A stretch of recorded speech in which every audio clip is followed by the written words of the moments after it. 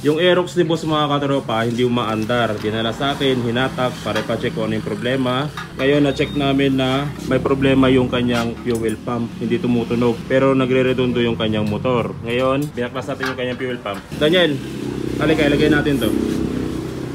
Ilagay natin yung kanyang socket, tapos pakinggan natin kung gagana yung kanyang fuel pump. I-kumpirma natin kung tutunog. So isusi ko. Walang tunog. Isa pa. Susi. Hindi tumutunog. So ang problema dito mga katropa, kadalasan kapag hindi tumutunog, yung kanyang IC pump ang may problema. Pero bago kayo magpalit ng IC pump, syempre dapat i-kumpirma muna kung good yung mga wiring ng ating socket ng fuel pump. So ang gagawin natin, gamit yung test light, i-test light natin yung socket ng ating fuel pump kung meron siyang supply. So unahin natin dito yung kulay red na wire. Ito yung red wire, ito mismo yung positive supply ng ating fuel pump. Dapat kapag tineslate natin yan, mayroong positive supply na dumadaloy dyan. So ilagay natin sa negative yung ating test light clip, or pwede natin ilagay sa body ground. Tapos i-test light natin yung red wire. I-test light mo ngayon red wire.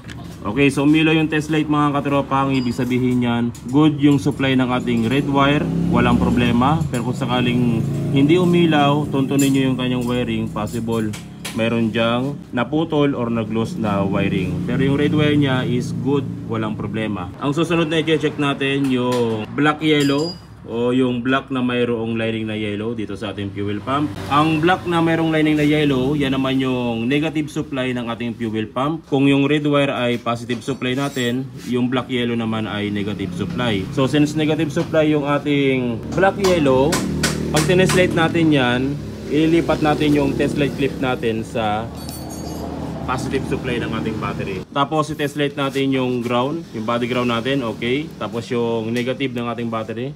Okay. Ngayon i-test light natin yung black yellow. Sige nak, i-test light mo. So kapag test light natin yung black yellow, hindi yan iilaw kaagad. Iilaw yan kapag sinusi natin. Iilaw ng ilang seconds tapos dapat mawawala.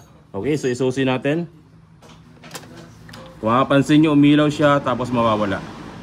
Okay, so ibig sabihin nun, good yung ating supply ng black yellow, walang problema at walang putol. So ibig sabihin, kumpleto yung supply ng mga wire dito sa socket ng ating fuel pump. Kaya ang ibig sabihin nito, may problema talaga yung kanyang IC pump. So kung gusto nyo namang bumili ng IC pump ng original, wala kayong mabibili kasi ang nabibili dito ay buo. Ang buo na fuel pump ay 6.2 hanggang 6.5. Pero kung gusto nyo makatipid, heto, bumili kayo ng IC pump na ganitong klaseng brand. Tested ko na to at walang problema.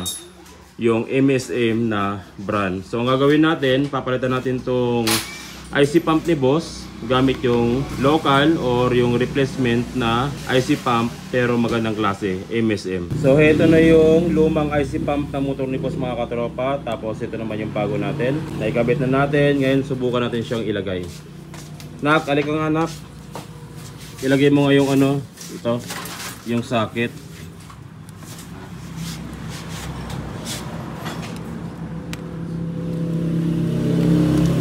Okay, tapos isusi mo na ka. Ngayon isusi natin mga katropa, pakinggan natin kung tutunog na yung kanyang fuel pump. Sige, isusi na. Iyon o, patay. Isa pa. Iyon o, okay na. Sige na, ilagay nyo na to sa tangke ha. So okay na yung motor ni boss mga katropa, 100% under na yan. Ilagay mo natin sa tangke yung kanyang fuel pump. Pero boss, ano lang yan ha, replacement ha, hindi yan original. Pero kung kailan tatagal, hindi natin alam. Pero bigyan kita ng mga 3 months warranty para sulit na rin. So nailagay na natin yung bagong IC pump ni boss mga katropa. Tapos yung tangke niya nailagay na natin. Subukan natin siyang paandarin.